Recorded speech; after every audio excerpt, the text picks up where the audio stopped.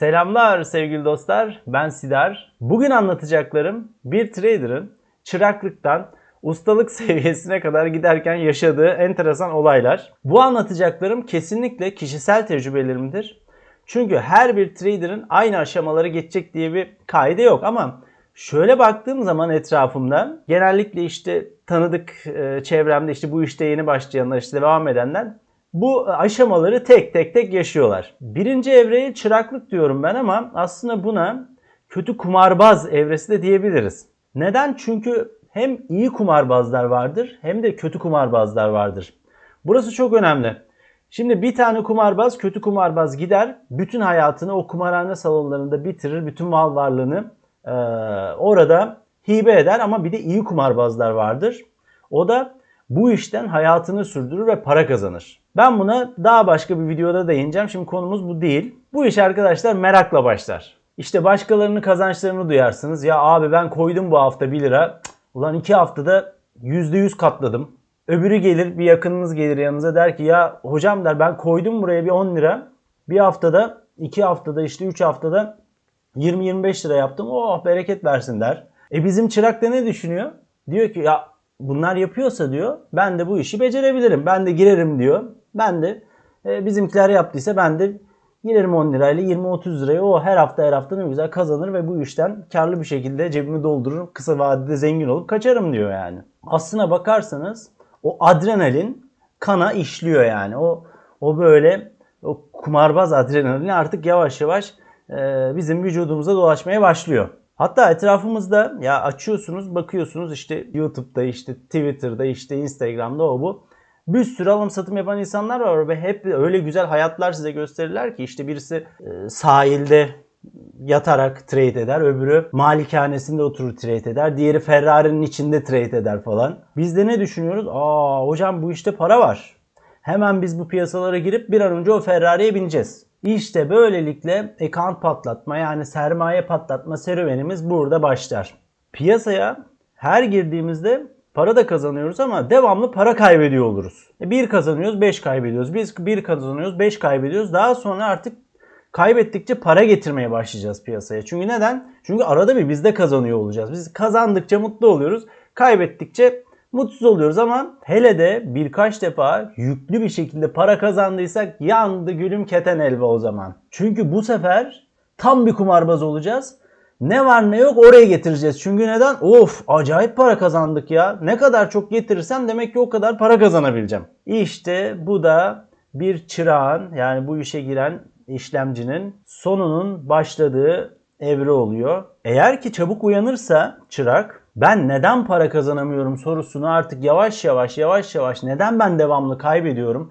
Neden her getirdiğim para burada bitiyor sorusunu yavaş yavaş kendine sormaya başladığı zaman bizim çırak artık kalfalığa doğru yavaş yavaş adım atmaya başladı sayılır. Çünkü der ki bu iş bilgisiz yapılmayacağını, bilgisiz bu işin kazanılmayacağını anlamaya başlar. Ve ondan sonra ne yapıyor bizim çırak? Bütün seminerlere katılıyor, bütün mentorları dinliyor, bütün eğitimlere giriyor, bütün YouTuber'ları seyrediyor. Piyasada ne kadar kitap var hepsini okuyor. İzlemediği Bloomberg kalmıyor. Bütün CNBC olsun yok paralar hepsini seyrediyor. Artık bizim çırak makine gibi olmaya başlıyor. Ondan sonra bizim çırak ne yapıyor? Başlıyor artık kendi analiz etmeye. Onu katıyor, bunu katıyor, o indikatörü katıyor, bu indikatörü katıyor. Yetmiyor üstüne bir de fal baktırıyor. Gene olmuyor. Şöyle düşünüyor ya bir şey var bu işin içinde bir şey var ama o Ferrari'ye binen adamın bir sistemi var ama ben daha onu bulamadım diyor. O sistemi bulmam lazım diyor demek. Bu sefer de o piyasada gezen, sistem satan, o Ferrari'ye binip sistem pazarlayan insanların peşinde koşmaya başlıyor. Çünkü neden? O adam Ferrari'ye biniyor, Porsche biniyor. Ondaki sistem çok iyi. Geri kalan bütün parasını veya sermayesini de bu sistem satan kusura bakmayın ama soytarılara kaptırmış oluyor. Hayat hep bir tecrübedir ve çırak diyor ki en sonunda bu işe başlayan çırak ya diyor galiba böyle bütün parayı böyle iyi kazanan bir sistem yok galiba. Şimdi bazı yatırımcılar, bazı işlemciler, bazı traderlar bu çıraklık serüvenini çok çabuk atlatabiliyorlar. Ancak bazıları çok uzun sürüyor. İnşallah siz bu aşamayı çok çok çok çabuk atlatıp çok çok çok az zararlarla geçersiniz. Çünkü bu aşama bu işin en büyük bedellerinin ödendiği aşama. Eğer siz bu aşamadaysanız benim size nacizane önerim burada kaybedeceğiniz en az parayı kaybederek buradan kendinizi bir sonraki aşamaya atmanız. O sermayeniz size ileride bu işi daha iyi öğrendikten sonra daha iyi paralar kazandıracak sermaye olarak en azından cebinizde kalır. Hatta şöyle bir şey de diyebilirim. Bu aşamada kendinize bir hedef koyun. Ben deyin sermayemin mesela %30 ile 35 arasından fazlasını ben bu aşamada kaybetmeyeceğim. Ama bunu da bir kenara yazmanız lazım. Çünkü trade öyle bir şeydir. Eğer yazmazsanız onu da kaybedersiniz. Evet, ikinci aşama artık kalfalık aşaması. Kalfalık aşamasında artık trader kendi sermayesini artık patlatmayı durduruyordur.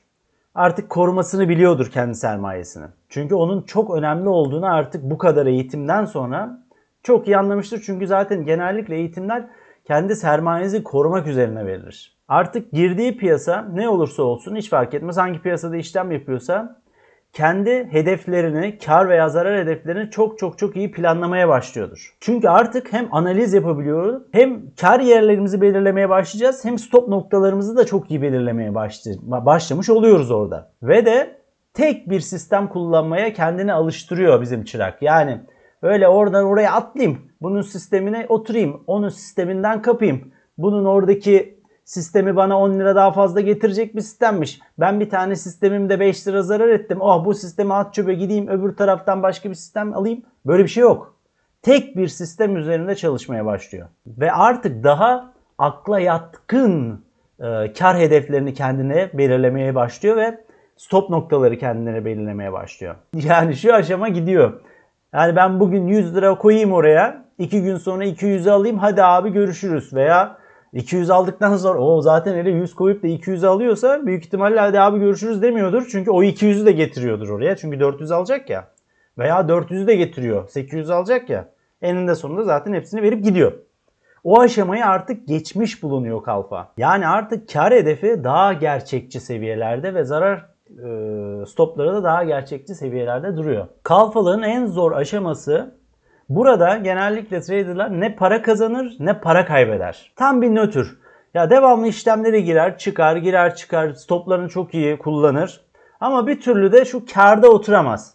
Karda oturma sıkıntısı işte buranın en büyük, kalfalığın en büyük sıkıntısı bu karda oturma sıkıntısı. Bu da kalfalığın, yani kalfalık eşittir duygusallık diyorum ben buna. Kalfalık seviyesinde bu duygularımızı kontrol etmek çok önemli. Çünkü zaten bu duyguları kontrol ettikten sonra kalfalıktan bir üst seviye üste geçtiğiniz zaman zaten o duygular da kontrol edilmiş oluyor. Da para kazanılacak artık ustalık seviyesine gelmiş oluyorsunuz.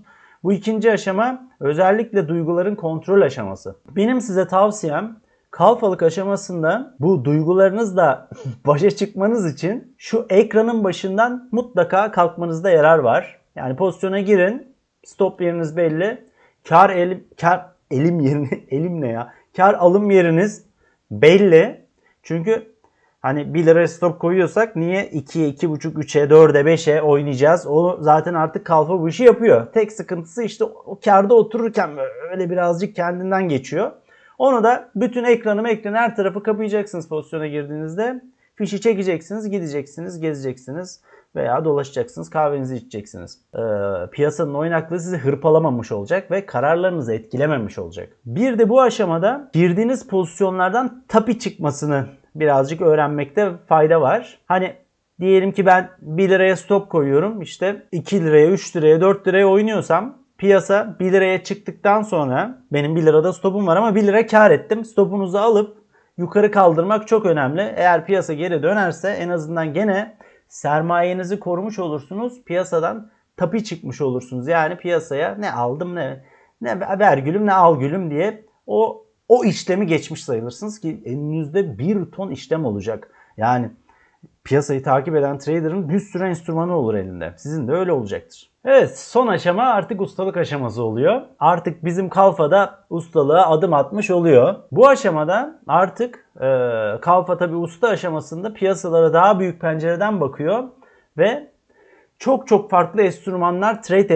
etmeye başlıyor. Yani farklı farklı işte pariteler olsun, emtia olsun, işte hisse senetleri olsun, yani işte tahviller olsun vesaire vesaire. Hepsinde gözü oluyor. Ve özellikle sermayesini nasıl koruyacağını çok iyi öğrenmiş oluyor. Çünkü kalfalık döneminde bunu bayağı bir idman, antrenman yapmış oluyor kalfalık döneminde. En önemlisi piyasada pozitif beklenti içine giriyor. Bu çok önemli arkadaşlar. Pozitif beklenti ne demek? İşte yani 1 koyup 2 almak, 1 koyup 3 almak ve piyasadan verdiğinden daha fazlasını ummak.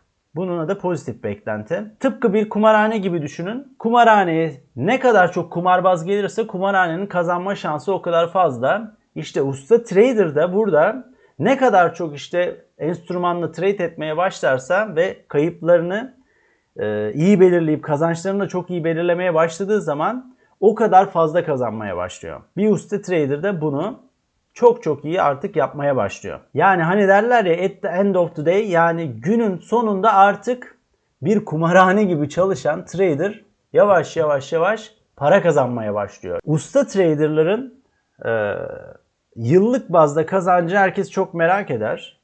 Yani bunların kazançları %10'la %20, 30, 40, 50, %100'e kadar çıkar. Belki daha da geçer. Bu aralar içinde olur ama dediğim gibi ne olacağını ne onlar bilebilir ne de siz bilebilirsiniz. Onlar ne kadar para kazanıyor veya ne kadar para kaybediyor. Bir de şöyle bir şey var. Hiçbir usta işlemcinin, yani hiçbir usta trader'ın yıllık kazancı birbiriyle aynı olamaz. Yani şöyle düşünün. Diyelim ki A kişisi %10 yapmışsa senede B kişisi %50 yapabilir.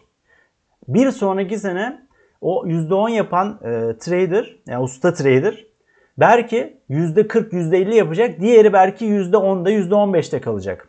Ama bakın pozitif beklenti içinde yani zarar etme olasılıkları çok çok çok düşüktür. Ve de artık ustalık aşamasına gelen bir işlemci, bir alım satımcı, bir spekülatör diyebiliriz. Bu işi tek bir iş olarak yapar. Yani sadece bu işe konsantre olmuştur.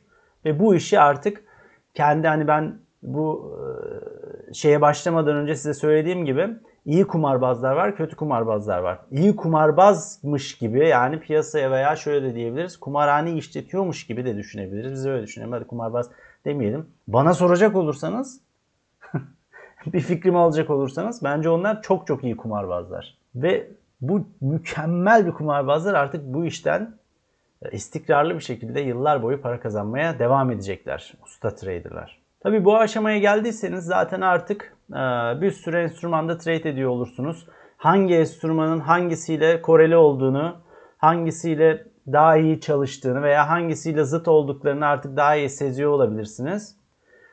Zaten usta trader'a da buradan bir şey söylemek olmaz, yani zaten adam ustadır, yani bizde ne işi var? Fon yöneticileriyle işte görüşmeye başlarsınız, işte tanınırsınız, işte seminerlere katılırsınız, hocalık yaparsınız, eğitmen olursunuz, mentor olursunuz. Umarım siz de bu işe baş koymuşsanız ben inanıyorum mutlaka ustalık seviyesine geleceksinizdir, ama düşünün bu bir iş. Bu zevk değil, bu kendinizi tatmin edeceğiniz bir yer değil. Burası kumarhane değil, siz kumarhane sahibi olabilirsiniz iyi para kazanabilmek istiyorsanız. Ama bu işi yapmak istiyorsanız yaparsınız. Yani bu işi çok sevmeniz gerekiyor. Siz bu işi çok seviyorsanız zaten kesin inanıyorum ben sizin bu işi başaracağınızı. Kesin inanıyorum, çünkü bu iş hakikaten dünyanın en zor işlerinden bir tanesi. Çünkü bu işin içerisinde her zaman diyorum para kaybetmek var. Siz bunun üstesinden gelirseniz ve bu işi çok istiyorsanız kesinlikle yaparsınız. Siz de bu, yani trade çıraklıktan ustalığa giden aşamada hangi aşamada olduğunuzu bir yorum olarak bu videomun altına eklerseniz biz de orada en azından bir tartışma konusu olarak gelip birbirimizle en azından alışveriş, yani bilgi alışverişinde bulunabiliriz.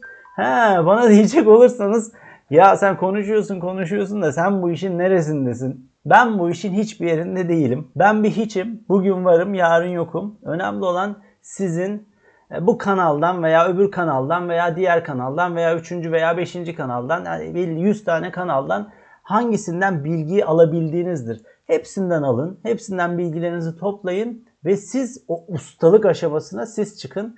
Beni onu bunun falan da sallayın gitsin yani. Biz bugün dediğim gibi bugün varız, yarın yokuz. Önemli olan sizin buradaki bir meslek sahibi olmanız, sizin buradaki işte bir para kazanıyor olmanız açıkçası ve iyi bir yatırımcı olmanız. Evet, bugün de bu kadar. Ben Sider, yine görüşmek üzere. Kendinize çok dikkat edin. Olasılık ve şanslar hep sizden yana olsun. Havas mı ağladık? Bay bay.